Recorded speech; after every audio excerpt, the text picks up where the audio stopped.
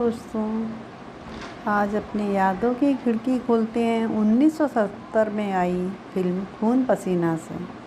खून पसीना डायरेक्टर राकेश कुमार की एज ए डायरेक्टर पहली फिल्म थी।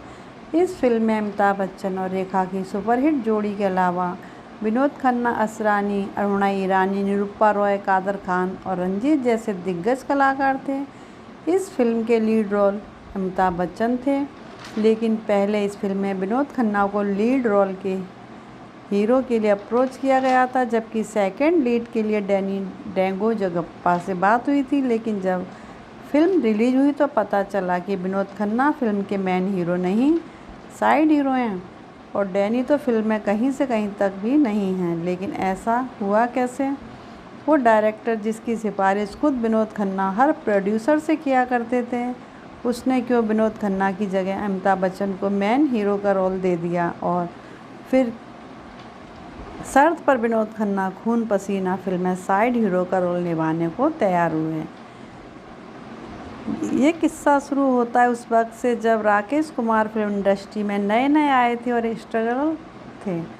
उन दिनों विनोद खन्ना से राकेश कुमार की बढ़िया दोस्ती हो गई थी। मुंबई आने के बाद राकेश कुमार प्रकाश मेहरा के असिस्टेंट बन गए थे और उन्होंने कुछ साल पहले प्रकाश मेहरा के साथ रहकर फिल्म मेकिंग की बारीकियां सीखी और फिर वो इंडिपेंडेंट डायरेक्टर बनने के लिए मेहनत करने लगे। और चूँकि विनोद खन्ना उनके बढ़िया दोस्त थे तो उन्हें विनोद खन्ना का पूरा सपोर्ट मिला। विनोद अक्सर अपने जानकार प्रोड्यूसर से राकेश कुमार की सिफारिश करते थे।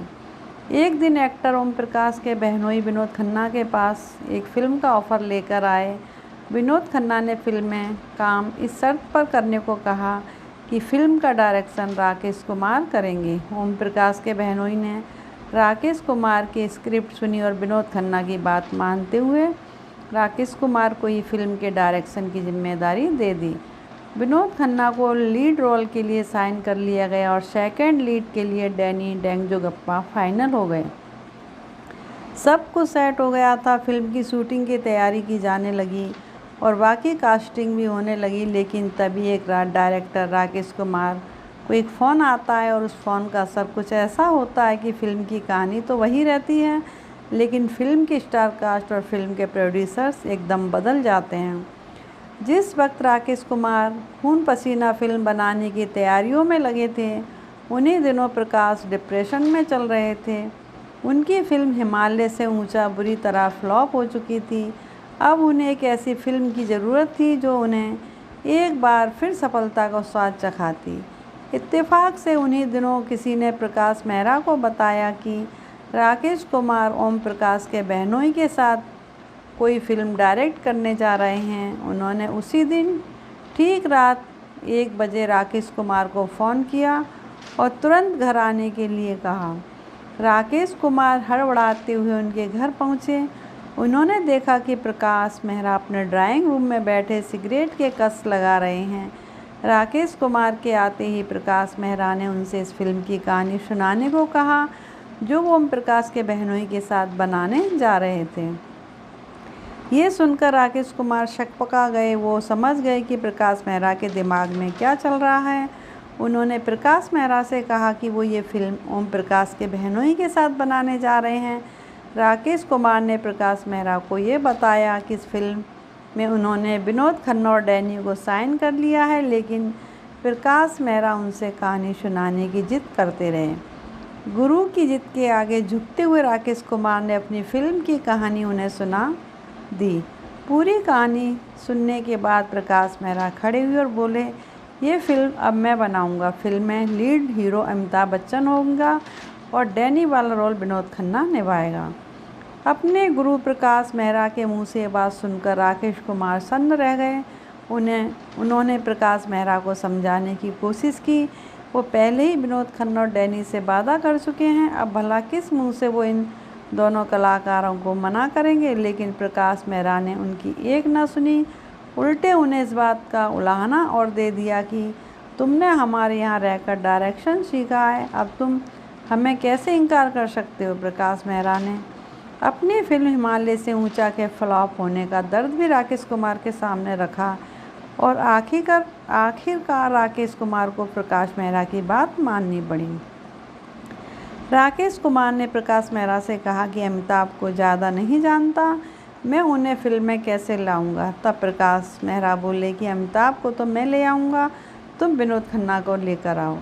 इसके बाद अगले 2 दिनों तक राकेश कुमार टेंशन में रहे, लेकिन तीसरे दिन वो हिम्मत जुटाकर विनोद खन्ना के पास पहुँच ही गए। और जब उन्होंने विनोद खन्ना को सारा माजरा बताया तो विनोद खन्ना बुरी तरह से भड़क गए। उन्होंने कह दिया कि तुम चाहे किसी के साथ फिल्म बनाओ, लेकिन मैं उसमें सपोर्टिंग रोल तो बिल्कुल भी नहीं निभाऊंगा।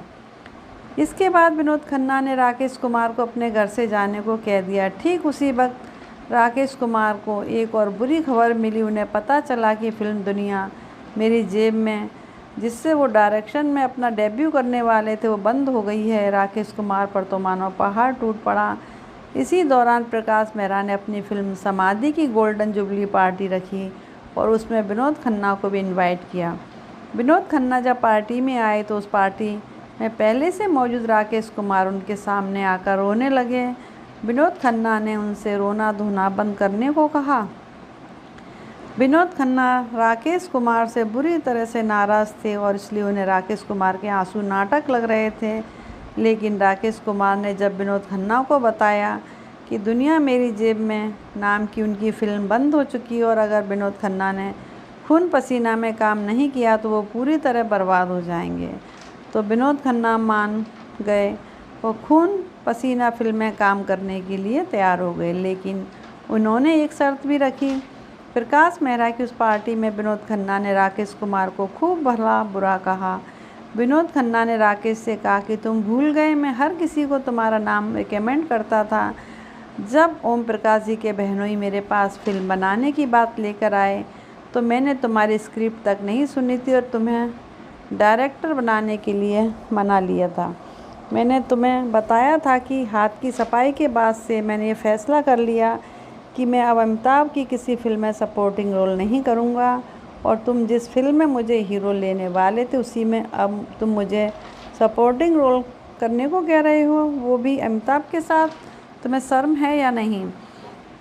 इस पर राकेश कुमार ने विनोद खन्ना से कहा कि तुम्हारे रोल को बेहद पावरफुल कर दूंगा, तुम किसी भी लिहाज से फिल्म के हीरो से कम नहीं लगोगे और मैं तुम्हारे लुक को हॉलीवुड एक्टर क्लिंट ईस्टवुड का टच दूंगा, जबकि तुम्हारे डायलॉग्स मार्लोन ब्रांडो से इंस्पायर होंगे। राकेश कुमार इन बातों ने विनोद खन्ना के गुस्से को शांत किया और फिर कुछ दिन बाद उन्होंने इस शर्त पर खून पसीना फिल्म में काम करने के लिए हामी भरी कि उन्हें उतनी ही फीस दी जाएगी जितनी कि अमिताभ बच्चन को मिलेगी।